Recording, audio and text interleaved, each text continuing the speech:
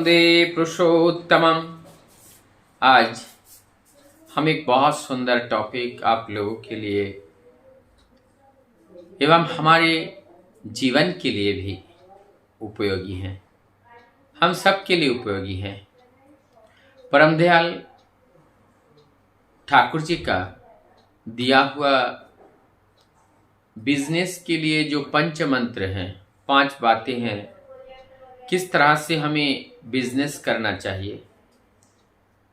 और ये 5 बातें हम लोग पहले भी सुने हैं, जानते हैं। असाधारणता जो सफल है वो इस 5 बात को पालन करके चलते हैं। पहली बात है, बिजनेस जब करना है उसमें जो चार्मिंग पावर होनी चाहिए, लोगों के साथ सुंदर व्यवहार हो, बातों में मधुरता हो, किसी के साथ हीन मन्यता ना हो, दुर्व्यवहार ना हो। उसके बाद बिजनेस में जो इनकम हो, जो लाभ हो, उसका 4 हिस्से का 1 हिस्सा निरंतर मूलधन के साथ जोड़ते चले जाएं। और जब उस मूलधन के साथ जोड़ते हुए और लोगों के साथ व्यवहार को सकुशल रखते हुए जब हम आगे बढ़ते हैं तो निश्चित रूप से बिजनेस में किसी भी तरह का घाटा होने की संभावना नहीं है। और इस बिजनेस के नियम को परिपालन करते हुए चलने के बीच यदि 2% से अर्निंग कम हो रही है तो वो बिजनेस करना ठीक नहीं है। लेकिन नीति नियम के साथ सकुशल व्यवहार, स्किलफुल मैनेजमेंट और बातों को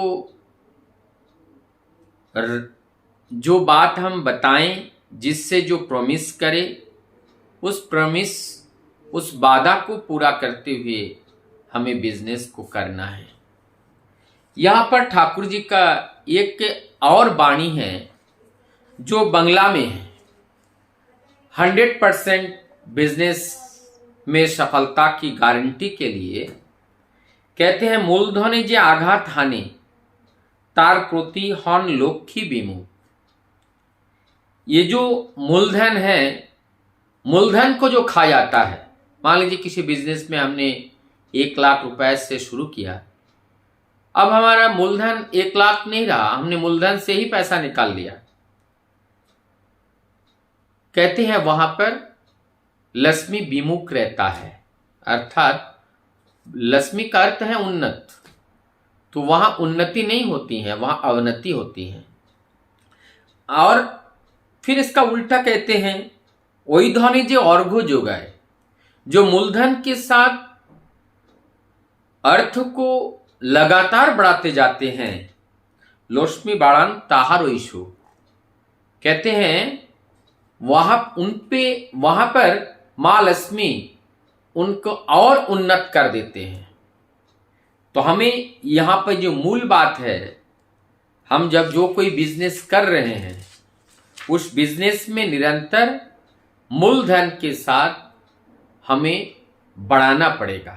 मूलधन के साथ हमें जो लाभ है, लाभ का 1/4 अंश को जो भाग है, मूलधन के साथ निरंतर युक्त करते हुए मूलधन को जब हम बढ़ाएंगे, निश्चित रूप से बिजनेस में हम सफल होंगे। ये तो गया एक भौतिक दृष्टिकोण से, जो मैटेरियलिस्टिक वर्ल्ड की जो बिजनेस है। ठीक इसी प्रकार से हम अपने जीवन का कितना अंश हम प्रभु के लिए देते हैं। निरंतर हमारी जीवन की आयु जैसे जैसे बढ़ता जाए और सत कार्य के प्रति हमारा रुझान और समय भी हम अगर उसी तरह से बढ़ाते चले जाते हैं, निश्चित रूप से आत्म उन्नयन होकर ही रहेगा और इसी के फलस्वरूप उस सत्य का साथ साक्षात्कार होगा जिसको हम आत्मज्ञान की संज्ञा देते हैं या आत्मज्ञान कहते हैं। ठीक इसी प्रकार से ठाकुर जी ने हमारे जीवन चलने के पथ पर बहुत सारे वाणी, छड़ा, साहित्य, गद्य, पद्य, छंद के रूप में अनेकों इस तरीके से के बातें हम लोगों के सामने रखते हैं ताकि हम लोगों को प्रेरणा मिले और उस प्रेरणा के जरिए हम अपने जीवन को आगे बढ़ा सके। ये ठाकुर जी की वाणी है, जैसे तुम जैसे राम को और तैसे तुमको राम, दाहिने जाओ तो दाहिने, बामे जाओ तो बाम। अर्थ यही है कि तुम्हारा मनोभाव जैसा है तुम्हें वैसा ही दिखाई देता है। अगर सत्भावनाओं से हमने अपने को भर लिया तो ये जगत हमें सत्य ही दिखेगा, क्योंकि प्रभु सर्वत्र विराजमान है। वो अवर्णमन सबुचरम है, वो हर जगह वो विद्यमान है, वो ऑमनीपोटेंट है, एवरीवेयर प्रेजेंट। जो एवरीवेयर प्रेजेंट होते हैं, ऑमनीपोटेंट होते हैं और उनके लिए वो हर जगह जहां जो उपस्थित होते हैं, ऑमनीपोटेंट जो होते हैं, उनको हर जगह हम उसको देख सकते हैं, उनको समझ सकते हैं। इसका मतलब इसमें मेन बात है, मुख्य बात है, हमारी जो भाव स्तर हैं उस भाव स्तर में परिवर्तन लाना पड़ेगा।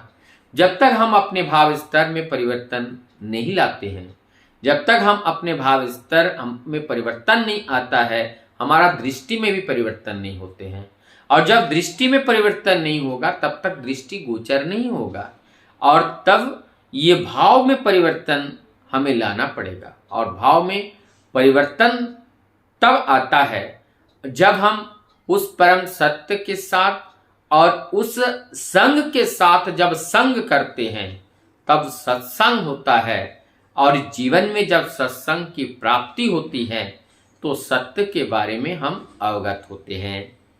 फिर आगे ठाकुर जी का देखिए कितना बारंबार भक्तों लोगों के साथ समय समय पर ये छड़ा, कभी बांग्ला में, कभी हिंदी में, कभी अंग्रेजी में स्वयं वाणी भी देते रहते थे और कुछ ना कुछ कोटेशन जो हमारी जीवन चलने के पथ पर उपयोगी हैं वो शिक्षामूलक कोटेशन निरंतर प्रभु बताते रहते थे।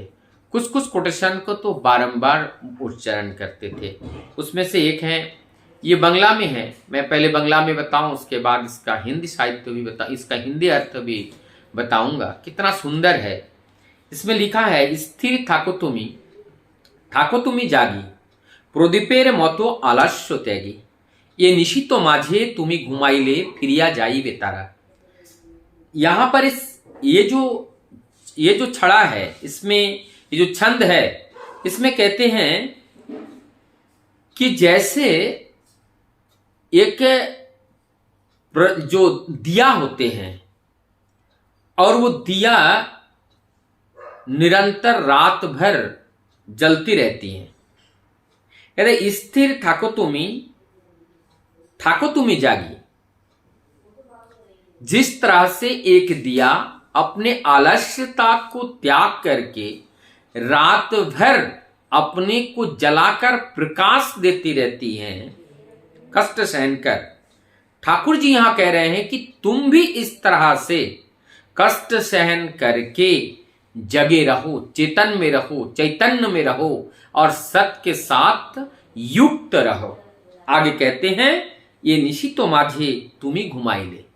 यदि हम इस चेतन से जरा सा भी हट जाएं, दुश्मन उसी रास्ते से प्रवेश कर सकता है।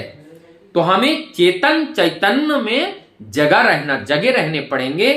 कब जब हम जगे रहेंगे तो कोई से भी दुश्मन हमारे अंदर प्रवेश नहीं कर पाएगा।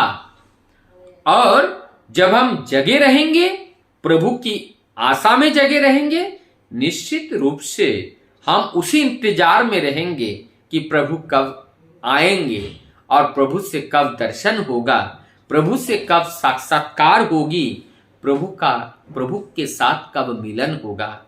उसी की आस में अगर हम जगे रहते हैं, निश्चित रूप से उस परम सत्य, वो सत्य रूपी जो सत्ता है और जो प्रकाश है, जो ज्ञान है, उनके साथ साक्षात्कार होकर ही रहेगा। इसलिए कहते हैं, जिस तरह से जलती हुई दिया निरंतर जलती रहती हैं, अपने आलस्य को त्याग करके वो प्रकाशवान होकर के हमें प्रकाशित करती रहती हैं, ठीक उसी प्रकार से हम अपने जीवन में अगर प्रभु की साथ उनकी दर्शन करने के लिए, उनकी सानिध्य पाने के लिए हम अगर निरंतर प्रतीक्षारत रहे, निश्चित रूप से प्रभु का दर्शन एक दिन ना एक दिन जीवन में होगा। और जैसे हम लोगों ने देखा कि जो शबरी थी, शबरी ने भी प्रभु के लिए इंतजार किया और अंत में उन्हें प्रभु का दर्शन हुआ। मीराबाई ने प्रभु का इंतजार किया, फिर मीराबाई को प्रभु का दर्शन हुआ। तुलसीदास, कबीरदास, सूरदास, ये जितने भी साहित्यकार, जो कवि रूपी जो भक्त थे, और सारे भक्त ने भगवान को जिस रूप में देखना चाहा और भगवान को उस रूप में उन्होंने देखा और उस रूप में वो पाया। तो परम दयाल हम लोगों के सम्मुख निरंतर कुछ ना कुछ लेकर के आते थे, हम लोगों को पथ दिखाने के लिए, हम लोगों की जीवन चलन के पथ को सहज करने के लिए। यदि हम उस सहज पथ को समझ जाते हैं, निश्चित रूप से हमारी जीवन की अनंत बाधाएं नष्ट हो जाती हैं और चलने का पथ प्रशस्त हो जाता है। वंदे पुरुषोत्तम।